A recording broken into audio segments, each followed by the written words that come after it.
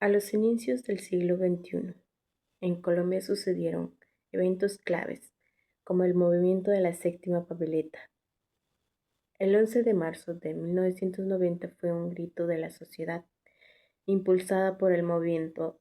conocido como la Séptima Papeleta, que fue unida a los 6 tarjetones tradicionales de la votación: Senado, Cámara, Representantes, Alcaldía, Asamblea, Consejo y Consulta Interna del Partido Liberal, para determinar aspirante presidencial. Esta séptima papeleta tenía como finalidad la convocatoria a una nueva Asamblea Nacional Constituyente en 1991, la cual sirvió para incluir a los sectores excluidos y darles voz y voto a los que no habían tenido: afros, indígenas, campesinos, miembros de LGTBI y muchos sectores más que no eran tenidos en cuenta por la clase dirigente. El siglo XXI comienza con la implementación del muy conocido Plan Colombia, el cual en su origen era una estrategia de inversión por parte de Estados Unidos en Colombia, cuya finalidad era la consecución de la paz en el país. Este fin fue cambiando con el tiempo hasta convertirse en un plan que buscaba debilitar el narcotráfico y sus redes, y que al final terminó convirtiéndose en un plan de lucha contra los grupos subversivos que actuaban en Colombia, en especial las FARC y el ELN. El cambio del espíritu del plan fue desembocando en acciones perversas de la guerra, trayendo como consecuencia las ejecuciones extrajudiciales o falsos positivos, las interceptaciones ilegales, periodistas, defensores, derechos humanos y políticos de oposición. Este programa Cooperación Económica tenía una duración de 15 años y contaba con una inversión de alrededor de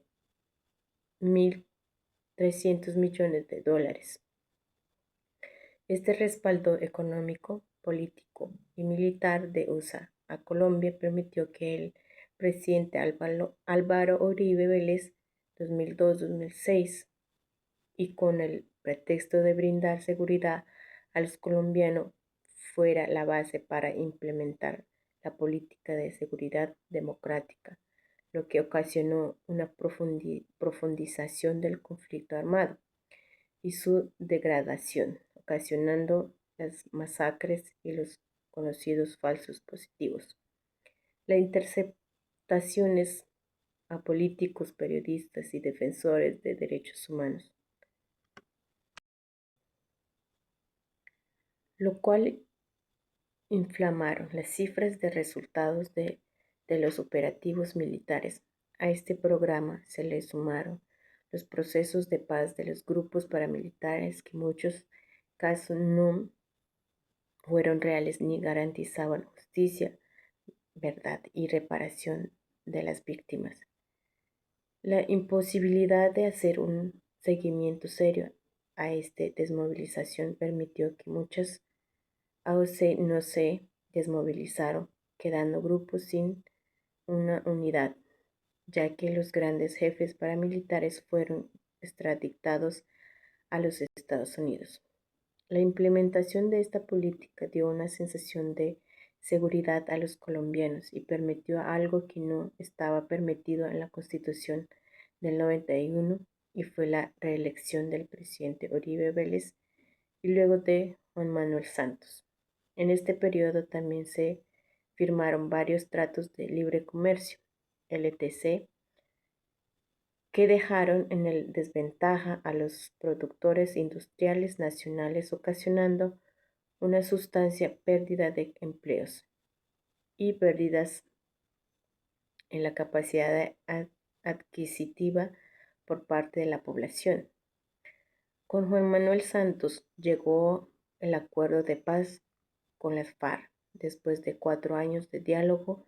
que comenzaron en Oslo el 18 de octubre de 2012. Proseguir en La Habana hasta agosto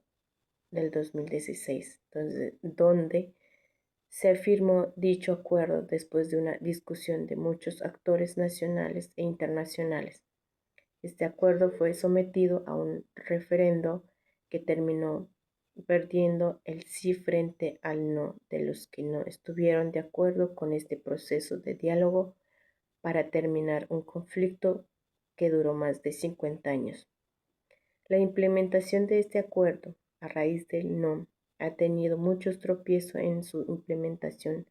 a pesar de la peduría internacional y nacional que se implementó debido a que se acordaron cambios sustanciales en el modelo económico y de gobierno que rige en el país. Políticas como la reforma rural no ha avanzado en el Congreso. Las reformas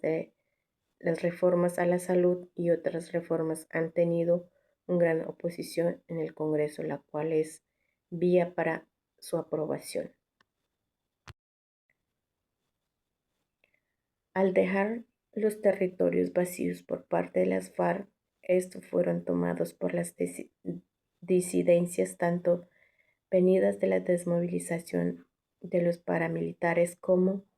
la de los que no se acogieron al acuerdo de paz o la de los que se acogieron al que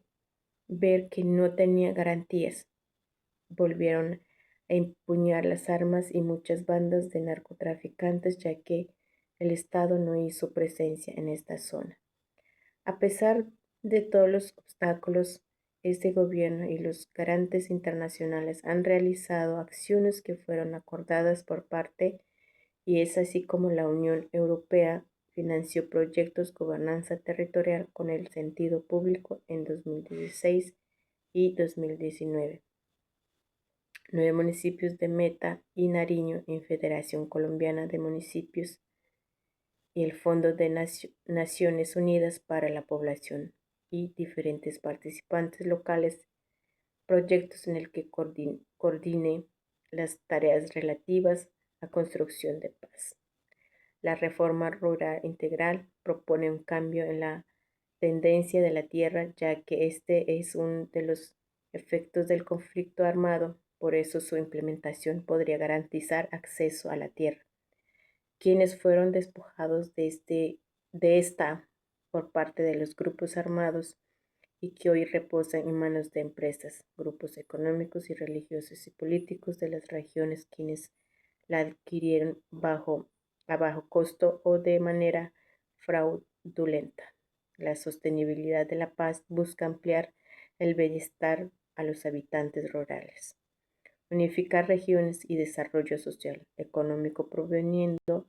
oportunidades para ruralidad colombiana, especialmente para las